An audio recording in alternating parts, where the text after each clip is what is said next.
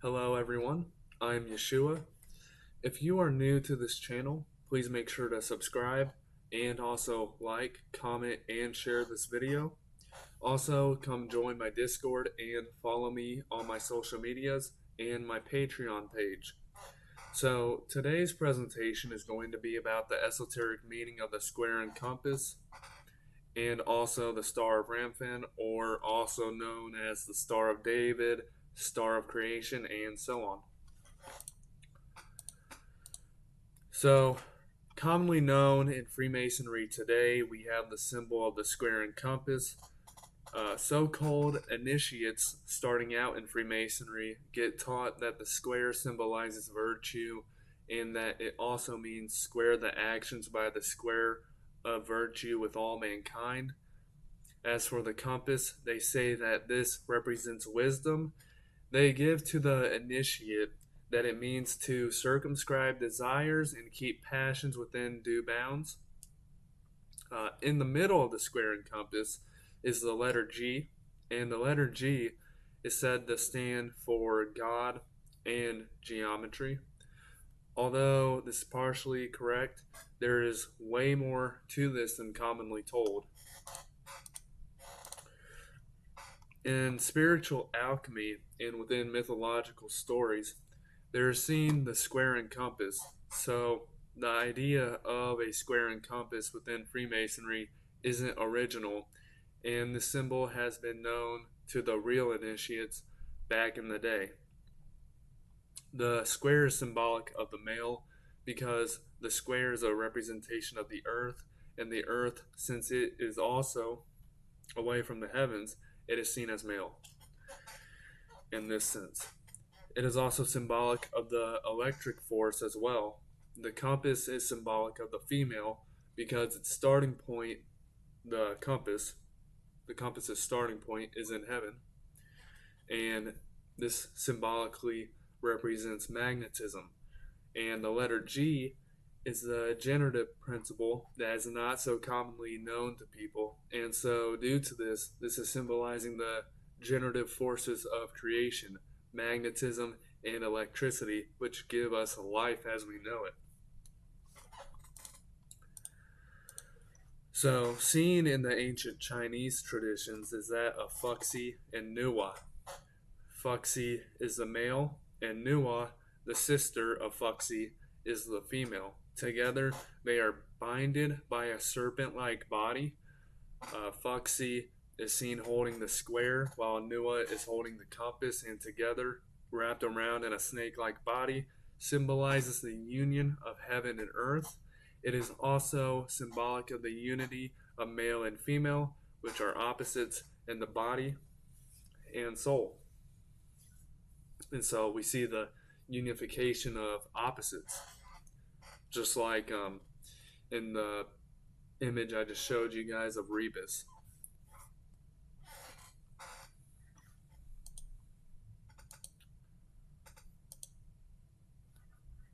So in Christian iconography, there is also seen the symbolic square and compass as well. We see Jesus holding a compass and drawing a circle. Here we see the painting called The Ancient of Days by William Blake, where we see the figure called Urizen holding a compass in a void.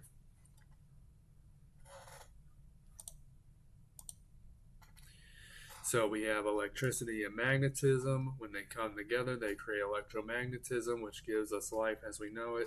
The conjugate geometry of creation is a hyperboloid, but the negative image of a hyperboloid is the torus field.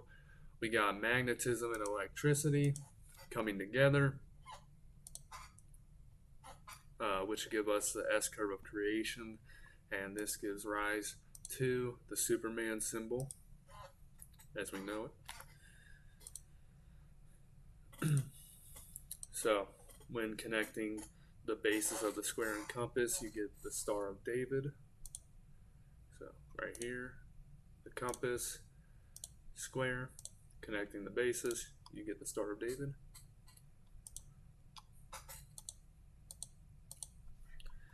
When looking at the Star of David, specifically when looking in the middle, there is seen the cube that it forms. The Star of David is also the unification of the four elements together. It can also be seen as the unity of male and female as well, because the upwards facing triangle is fire, which is masculine, and the downwards facing triangle is water, which is feminine. And these two triangles, when they come together, are in unity with each other.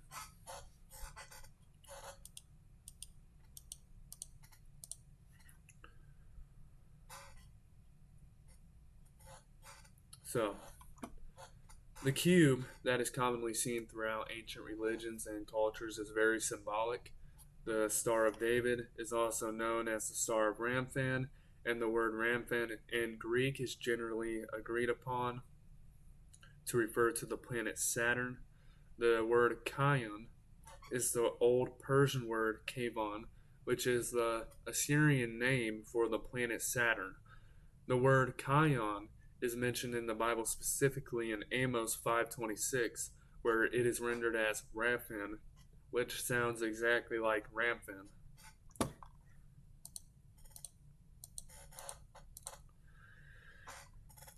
The Star of David is also called the Star of Molech. Although this star is generally accepted to be associated with Saturn and the cube of Mecca, there is also another interpretation to this cube that is not as widely known.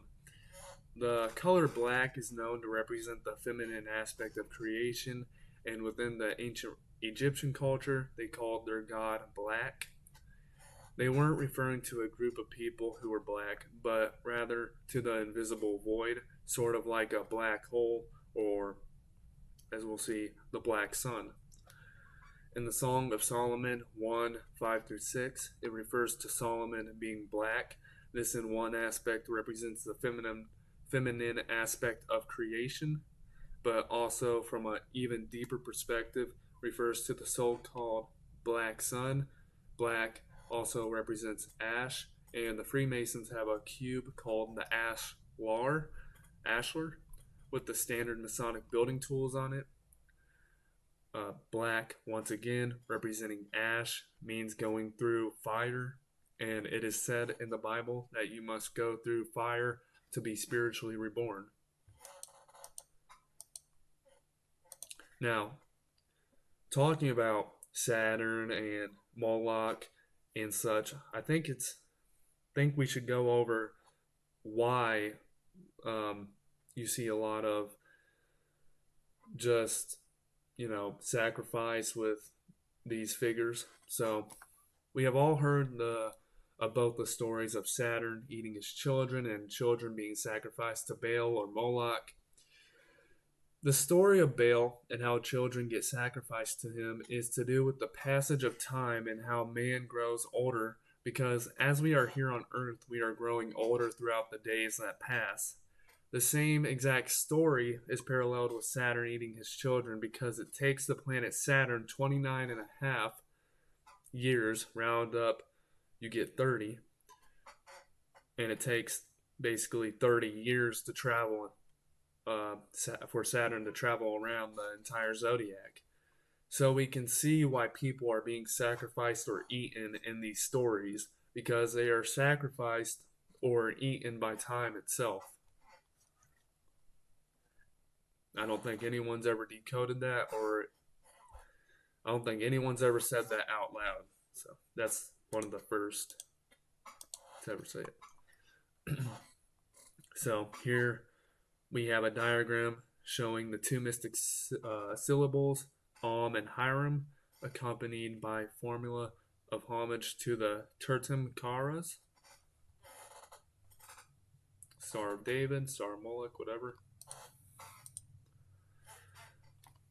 Here we see around the world a lot of black cubes, which once again goes to Saturn symbolism and also black sun symbolism in the creation of the world. We see a lot of, it looks like the Xbox. If you ever look at the Xbox symbol, a box representing creation, X marks a spot where the void would be.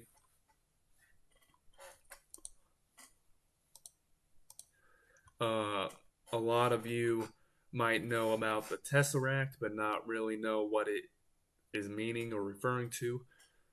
The Tesseract is basically a hypercube that is a four-dimensional cube, and is the extension of the idea of a square to a four-dimensional space and vice versa.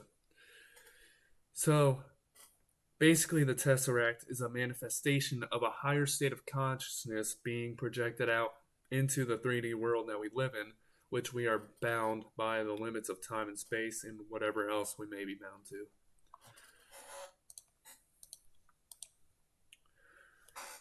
So here is the famous painting by Salvador Dali called The Crucifixion Corpus Hyperbagus, drawn in 1954, which is representing man incarnating down into the 3D world from the 4D world.